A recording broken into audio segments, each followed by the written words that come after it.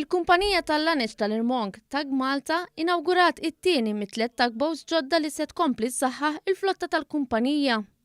It-tugboats il-ġodda li qed isiru b'investiment ta' 24 miljun euro huma mamra għal ħtiġijiet kollha għal qasam marittimu.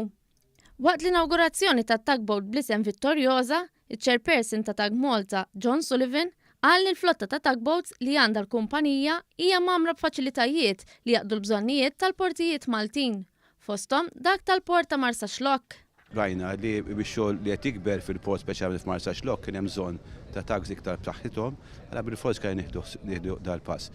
Is-Sur Sullivan kompla jgħid li dawn it-tugboats għandhom ukoll faċilitajiet li jservu l-port ħieles u t-tanker tal-LNG. Ukoll kien hemm it-terminal ta' LNG terminal ta' Marsaxlokk li kienet importanti li jkun hemm it-tags biex għal-vapuri li jitlu hemmhekk tal-LNG, għax dak huma jkollu tag speċjali kif inhi din il-Vittorjosa.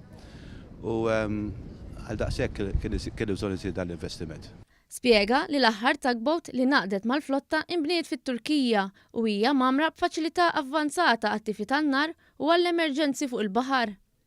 Il-Ministru għat-Trasport Ian Borg qal li l-qasam marittimu huwa pilastru ieħor għall-ekonomija Maltija. Din hija turija ta' fiduċja fl-ekonomija Maltija xejn inqas fis-settur marittimu, investimenti warta 24 miljun fejn Tag Malta qiegħda tkompli tingħaqad ma' lista ta' kumpaniji oħrajn f'dan is-settur li jkomplu jemmnu f'Malta, jkomplu jinvestu f'Malta.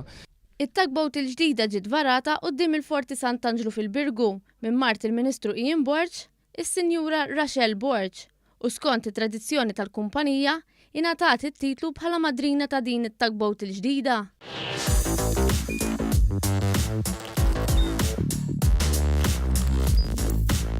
Idħol fuq one.com.mt u hemmhekk tista' tara l-programmi kollha li jxandru fuq One permezz ta' One Play.